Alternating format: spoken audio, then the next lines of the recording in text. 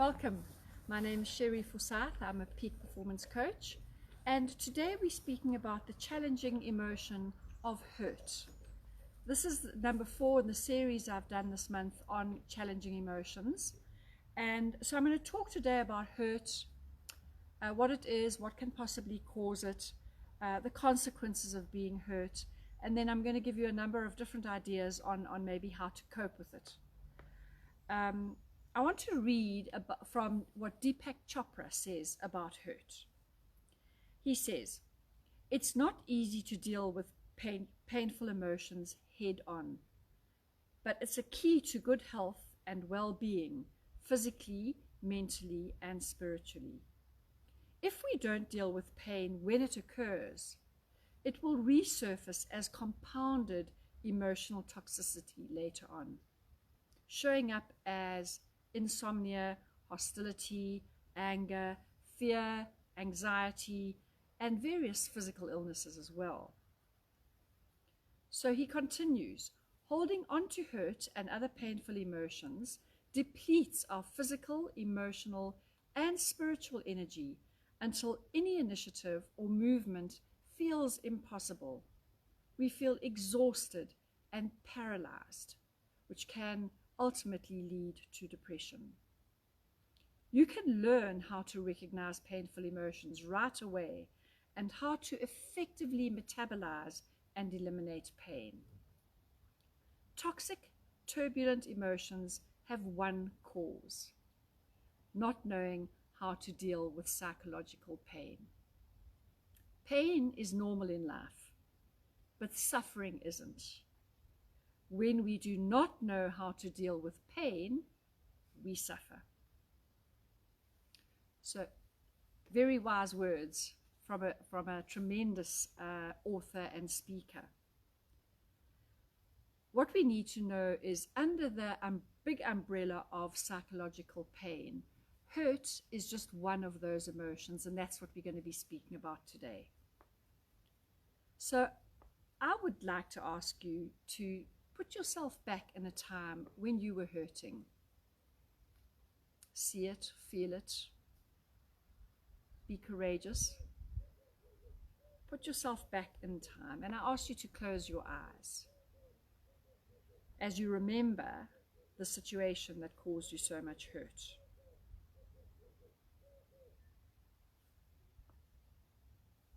So when we are hurt, we may feel some of the following feelings: injured, wounded, damaged, disabled, incapacitated, impaired, bruised, abused, tortured, molested, harmed, impeded, jeopardized, undermined, ruined, wrecked, sabotaged, crippled, discomforted. I want you to try, as you're sitting there, to try and see and identify if there are any more emotions you may be feeling, and also to see where that discomfort sits in your body. Is it in your chest? Does your chest feel tight? Is it in your stomach? Is it in a combination? Does your whole body feel in pain? Okay. The other important thing to know about hurt is that two people can suffer the same hurt, but the emotions that they feel will be different. Okay, so we all have a very individualized way of dealing with hurt. Okay, so you can open your eyes now. And I'm going to ask you, if you did feel any other emotions other than those that I read out, to put it in the comment box below. I would really value that. So I want to move on now to why we feel hurt. Basically, if we are alive and we are living an engaged life, the process of living will hurt us in some way at some stage, big or small. So I'm going to give you a few examples. When maybe somebody has disappointed us, criticized us, rejected us, betrayed us, disrespected us, deceived us. When we don't feel good enough anymore. When we didn't meet someone's expectations and we were found to be lacking. Okay, those are just a few examples, but I'm sure you can think of a myriad of them. So if the hurt is a very minor one, what can often happen is the way we perceive that hurt is that it's much bigger than it actually is. In which case we need to do a little bit of mind talking. Okay? But in a really big hurt, I don't think that we are perceiving that we are hurt. We know we are really hurt. We can feel it in the depth of our beings. We feel that our heart has been pierced. We feel that it's like an open wound. We can feel very anxious. We can feel like collapsing in on ourselves, and we feel very small. We may be feeling steamrolled. We probably will feel that we can't withstand even the slightest, tiniest little bit of difficulty at all. We feel like the wind, in fact, would blow us over. We can feel angry, resentful. Very strong word, but we can even feel hate. We can feel bitterness. We can feel wounded. Okay, so what I'm saying is hurt is an emotion that most people in their lifetime will suffer from. So what does it make us do? Okay, when someone has hurt you, what kind of thoughts do we have? Obviously, we can be resentful and angry and a lot of those emotions that we've already read about. But we can hold on to our grudges. We can seek revenge. We can lose all faith in and trust in people. We can wallow in cynicism and self-pity. We can be very sad. We can blame others. The problem is that when we are blaming others, we are feeling powerless. We are allowing their situation to have total control over us. These debilitating emotions can harm us if we continue to let them fester in our bodies. We need to be dealing with them as quickly as we can and be able to remedy the situation. The longer we carry around these toxic emotional feelings as a result of being hurt, the more toxic it becomes to our minds and our bodies. And this can lead to lots of physical, mental, emotional, and spiritual illnesses. If we choose to remain with those emotions and not do anything about them, not try and work through them, actually this puts us straight into victim mode. And this doesn't allow ourselves to fully engage with life.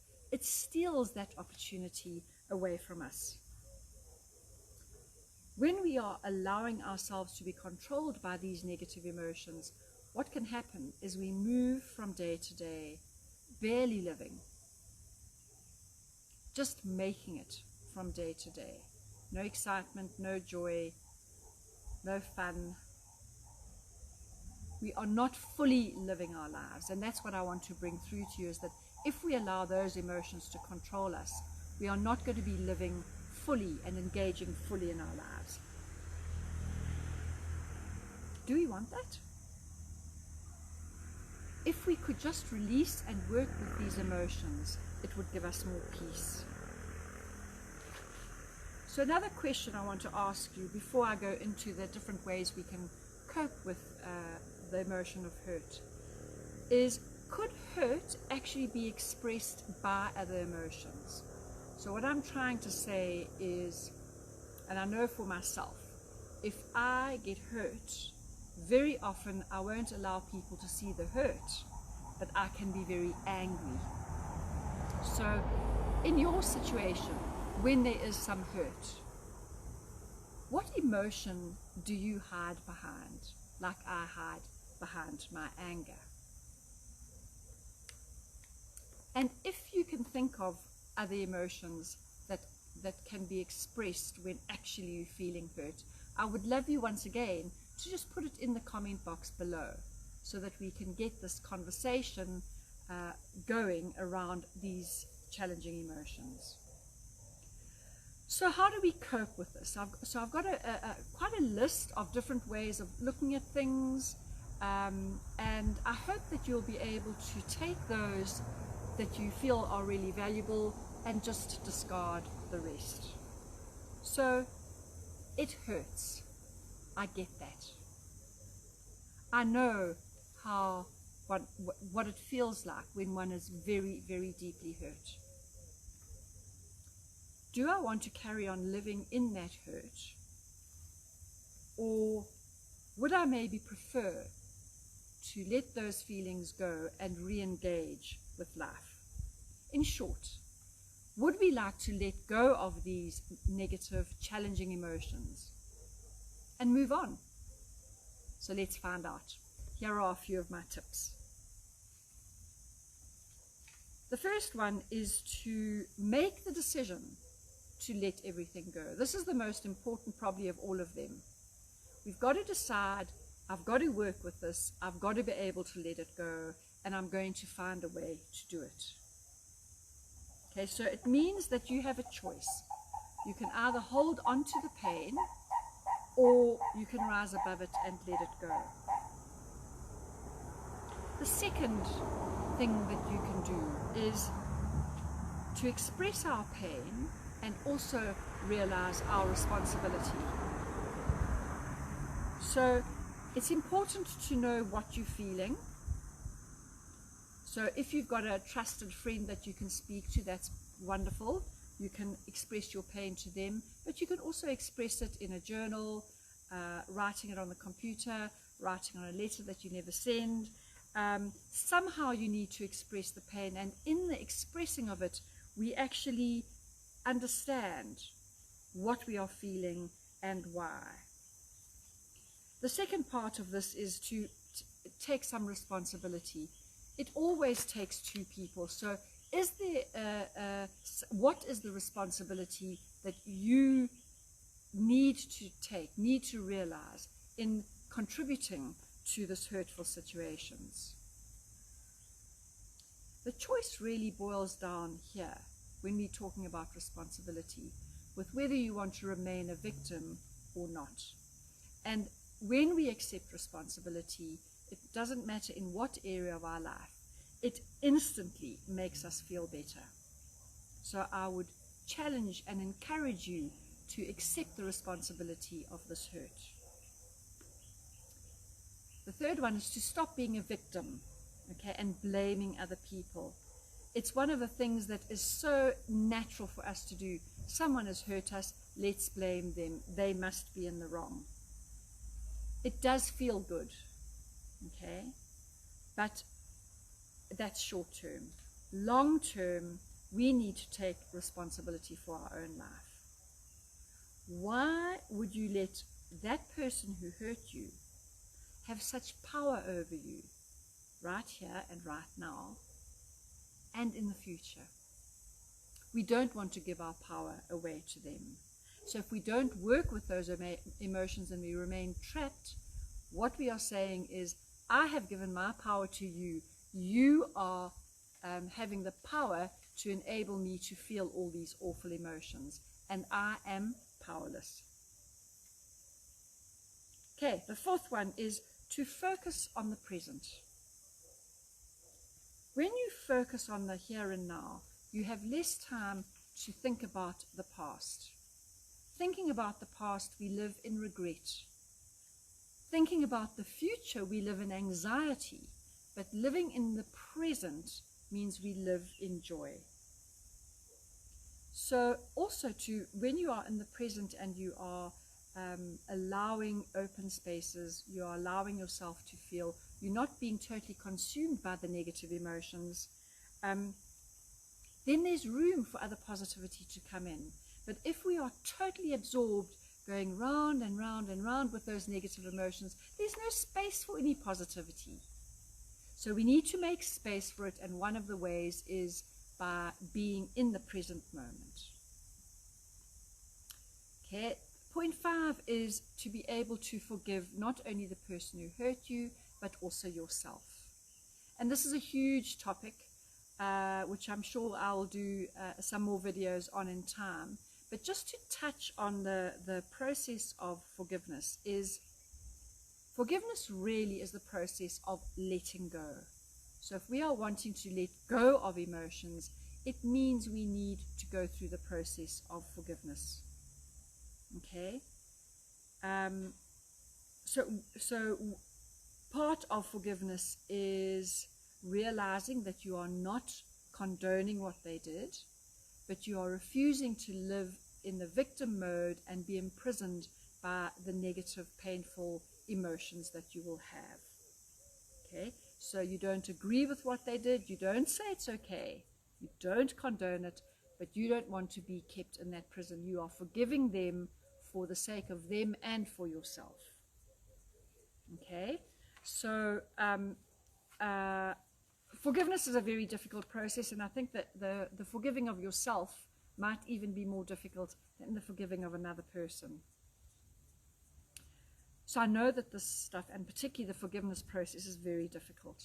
Okay, but it can be done, and we can guide you with steps of how to do it, so that you can successfully arrive at the end of the forgiveness process, and you will feel light. You won't feel so heavy and burdened with these negative emotions. Okay, the next point 6 is to realize that the people who hurt you, that often those who are in pain inflict pain. Okay? When they are in pain, they inflict pain. And so for us to try and recognize what is their pain, and the minute we start focusing on maybe what their pain is, we have huge increased understanding, and we can view the whole situation more compassionately. Okay, and that's what we're wanting. Moving on to the next point is number 7, is in fact, when you have been hurt, to not beat yourself up unnecessarily, but to treat yourself with quite a lot of compassion. I like to think of it in the terms of that our soul has been in ICU. It's been battered, and now we need to gentle it and gentle ourselves into recovery. Okay, the 8th thing that might be contributing to this hurtful process is it might be projection that is happening. Once again, difficult thing to really identify and talk about just in a few sentences, but generally what projection is other people are projecting their stuff onto you, and it's actually got nothing to do with you. And very often that comment can be a criticism of you, when they are criticizing you for something which actually has nothing to do with you. It's everything to do with the other person. So if you realize that it has been projection, you can just let the whole process go. The 9th thing you need to know about is a thing called negativity bias, which means that our brain, the way it is geared, we are geared to see the negative rather than the positive. So out of 10 things that happen, if 2 are negative and the rest are positive, we will remember the 2 negative. We won't remember the 8 positive. So why I'm bringing it up is just to realize that when somebody has hurt us, that is a negative thing, and so therefore we can really get stuck there. We can sit there for ages, because neurologically that is what our brain does. But I'm asking you to try and fight it. Okay? Try and see the good rather than the hurt. The 10th point is that you need to build yourself up. Being hurt, and I'm talking now about a big hurt, can be very devastating and incredibly difficult to deal with. So we need to make sure that the usual things that we do as a matter of course, we are going to be doing particularly now, even though we don't feel like it. So we all know that we need to sleep well, we need to eat well, we need to rest, we need to be properly hydrated, all of those things. Okay, we need to make sure we are doing, and it might require additional effort. The 11th point is for us to realize that actually as part of life, we are not going to like everybody who comes our way. And therefore, not everybody will like us. And so maybe it's just one of those comments that came from a person who doesn't like us, and that's okay. It might not be true, it may be true, but we can't expect that the whole world is going to love us. Okay? We're not that arrogant.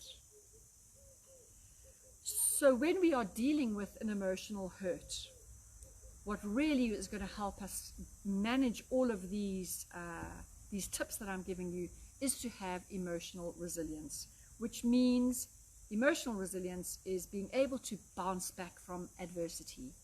So emotional resilience means you're going to be able to bounce back from the hurt. But the question I'm going to ask you is, how are you going to bounce back from the hurt? What are you actually going to do? Okay, and in order to do that, you need emotional resilience.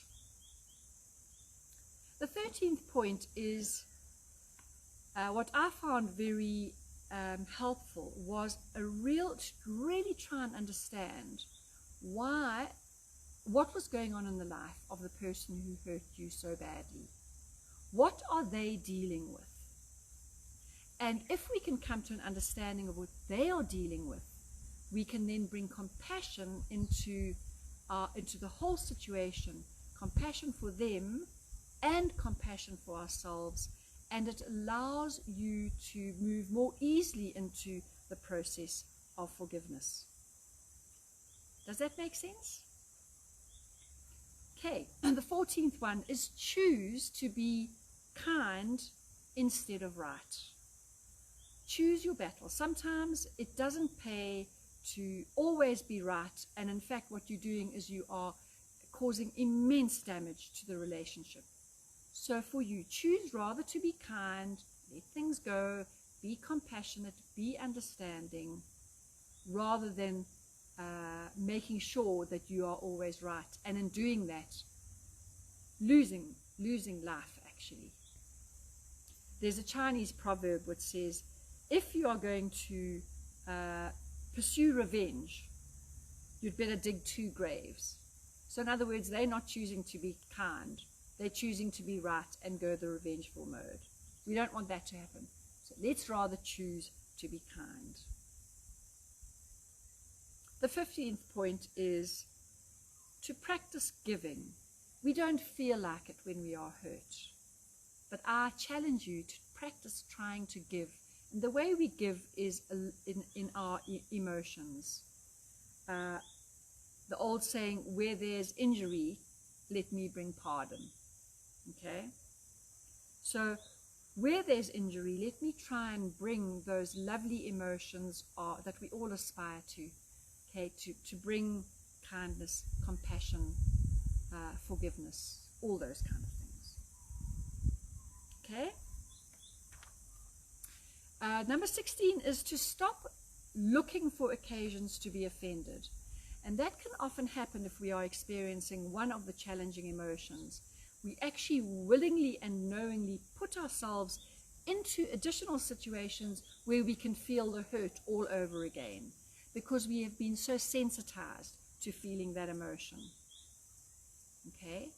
And the minute we are looking at the minute we are becoming offended over and over and over again, okay, what happens is we immediately will go into the judgment of all these millions of people that have hurt you. Okay? We're practicing judgment over them. We are blaming them. We are saying they are wrong. So what you might not realize is that when you judge another person, it actually doesn't define them. It defines you. Okay? It defines you. Right, we moving through. I hope some of these are valuable to you. Not all of them will be, but I hope one or two of them will jump out and you'll say, yes, that's what I would like to be able to do. So the 17th point is to let go of past hurts so that you don't have this whole list of things that have built up over the years that have allowed you to feel such hurt. Okay? Don't hold on to things that have happened years ago. Okay? Let it go and be able to move on. The 18th point is a difficult one where I'm asking you to feel the feelings properly. In other words, I'm asking you to embrace those dark times. You don't want to stay there for sure, but you need to feel them properly in order to heal through them. As Peter Lynch says, the only way through it is through it. Okay, so don't be frightened about embracing those dark feelings. The 19th point is to refrain judging the other person. Judgment is a very negative thing to be able to do. So let's try and avoid that right from the very beginning. I'm not going to judge what they did because actually I'm not them. I don't know what their situation is and I don't know what made them make that comment. So let me rather give them the benefit of the doubt and not judge them. And instead do by point number 20, which is to send love into the situation. Okay? Send love in place of judgments and criticisms. It is difficult. It is difficult, otherwise everyone will be able to do it. But maybe you can. Okay? Point 21 is basically now if you use a lot of those tips, you come to the place where you've got to make a decision that you are now going to do this thing. You are going to get over the hurt. You are going to let go of the circumstances and you are going to move forward positively and joyfully in your life. And some of the things which might help you to do that and help you to make the decision, I'm just going to mention very briefly. If we focus on our blessings, the positivity of our life, we're far more likely to be able to move on. If we are hurt and we are blowing everything out of proportion and we are caught up in those negative emotions, it's very difficult to do that. Okay, so let's try and focus on our blessings. We also, point 23, we're going to try and focus on our strengths as well. Okay, and try and work within those strengths. Let's try and use words of optimism, positivity, faith, patience, honesty, forgiveness, compassion, self-belief. Okay, this is another one which is easy to do. Smile more often, even though you are in pain. If you can smile, it sends a message to the neurochemistry of your body. And also, how amazing if you are one of the people that despite your hurt and your pain, you can still smile. That is the mark of somebody who really is very emotionally intelligent. The 25th point is to surround yourself with inspiring and positive people. When you surround yourself with negative, morbid, withdrawn people, you're going to feel the same way. But even though you're not feeling quite bouncy and that you've got over it, if you go and have coffee with a friend or go and play golf with someone who is positive and upbeat, emotions are contagious. So you'll be able to catch a little bit of their positivity. 26 is don't take things so personally. Sometimes we are super sensitive and we get hurt when maybe that wasn't the intention. Okay?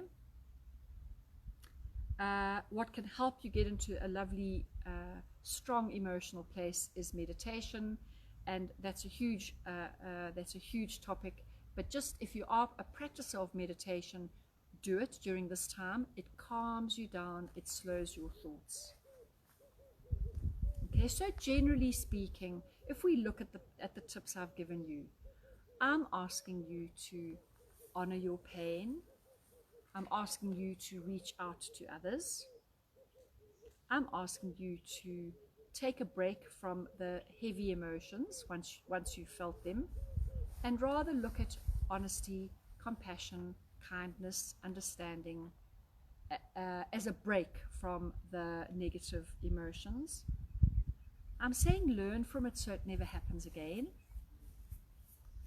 And then I'm saying leave it behind and embrace a new life as a wiser person than you were before. So in conclusion, nobody's life should be defined by their pain. It's not healthy. It adds to your stress. It hurts our ability to live, to study, to focus, to work. It impacts every relationship we have, even when we're not speaking about the hurt. Okay, so every experience when you are hurt gives you an opportunity to learn about yourself and to grow. And so I'm asking you to embrace that opportunity, learn more about yourself. And as you learn and grow, you'll find that you'll make better choices. You'll be able to let things go that you didn't think you could, because you've become much stronger. Gandhi made a comment that nobody can hurt me without my permission. Okay? Nobody can hurt me without my permission. So I'm asking you to take that to heart.